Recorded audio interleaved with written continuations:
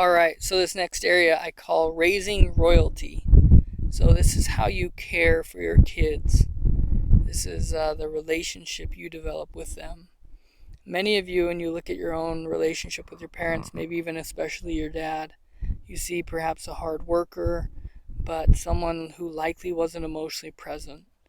You see, we come from a line of men whose fathers also weren't emotionally present. And there's reasons for this that I won't go into now. But what we find ourselves is us being the children of men, maybe even good men, who weren't able to provide for us what we needed, weren't able to train us to be the men, the kings we were meant to be. And so I want you to think of this idea of your children, right? If you're a king, if your wife's a queen, then you are raising royalty. You are teaching them what it means to be a king and a queen.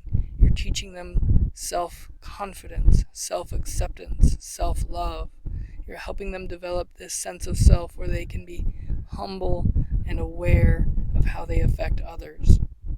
For me, when I think of raising my children, I want to be strong and not reactive to all of their emotions, right? If I can't handle their emotions, how can I expect them to handle their emotions?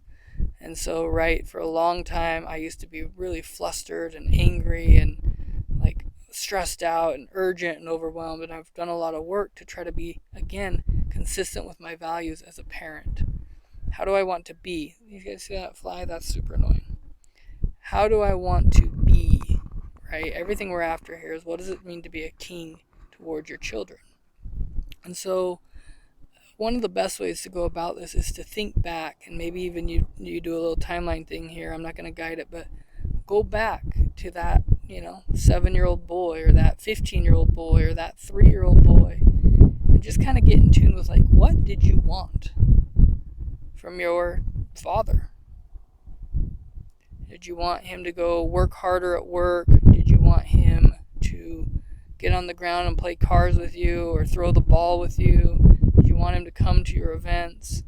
Did you want to learn from him? Did you want to participate in the things he was interested in? Did you want him to take an interest in your interests?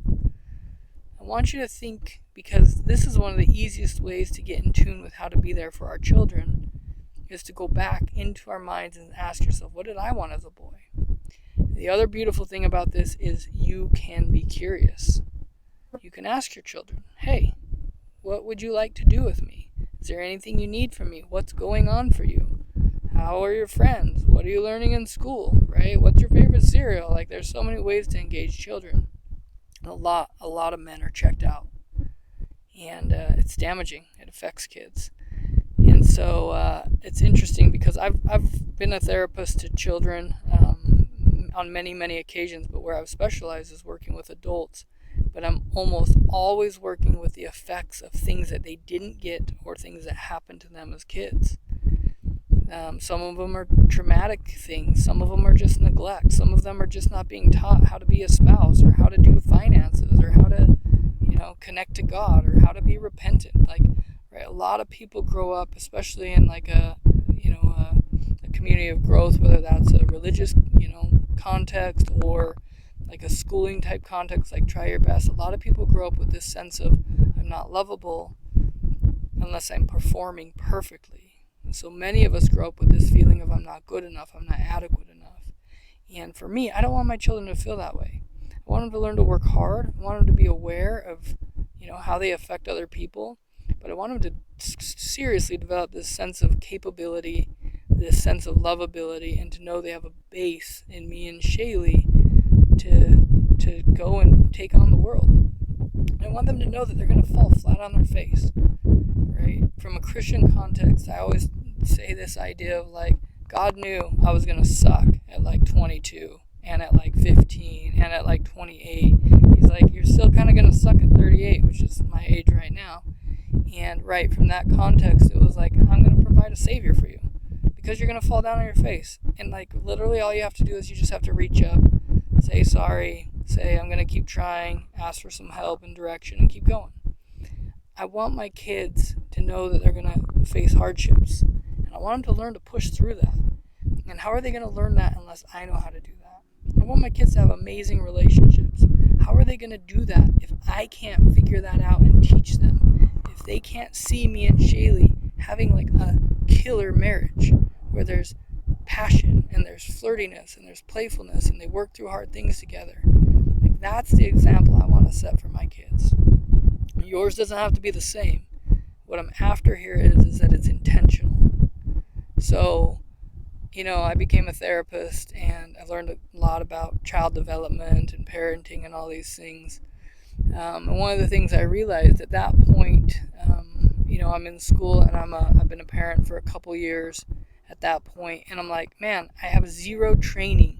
I have this little boy, and now I have this little girl, and up until this point, I have no idea what I'm doing. I've never even read a book about it. Nobody's trained me on it. These most important people, this royalty that I've been given, I have no context of how to do this right. And you know what? I felt so freaking inadequate. Man, as they got a little bit older and they were struggling with their emotions or they get frustrated, it would wreck me. It would bring something up in me of you're a worthless failure, Dad, and I would just sink. And unfortunately, I would respond with anger and frustration. And that's not how I wanted to be. I didn't want to be angry. I didn't want to be this person that they feared. And because they feared me, they'd be obedient. I wanted them to learn to make choices and choose good choices because they loved and because they understood. So this is something that I'm excited to be on a journey with a bunch of men because we're all in it. Some of you are, well ahead of me. Others of you maybe don't even have children yet. But, right, if you're a family man, which if you're here, you likely are, whether you have children or you're interacting with nieces or nephews or you coach a little league or whatever, this area of influence can be so important because you're learning lessons that can benefit the next generation. And you'll see as we move into phase 2, if you decide to continue, of the Rise of a King and the Infinite Game, you'll see these learnings that I've gained and other men have gained that, had we have had when we were younger, we would have avoided a lot of the struggles. Out in the desert, here comes a dirt biker. It's funny because my little boy actually wants to get into that, and that's not something I've done more than a few times. And super excited to teach him that and to learn that myself. So, anyways, this idea of raising royalty, your daughters and your sons deserve a king to guide them. For some of you, this might be your biggest motivation. Maybe you're not currently married or in a relationship, but you have children or you want children. This area of influence can massively strengthen you to think beyond yourself and to be a motivator for you to become your best self. So take some time to reflect. How's it going? Who do I need to improve? Which child do I need to apologize to? Where do I need to put some focus? Spend some time reflecting on this and getting honest with yourself, and then share with us where this aspect of your life is. How are you doing in line with your values as a parent raising royalty?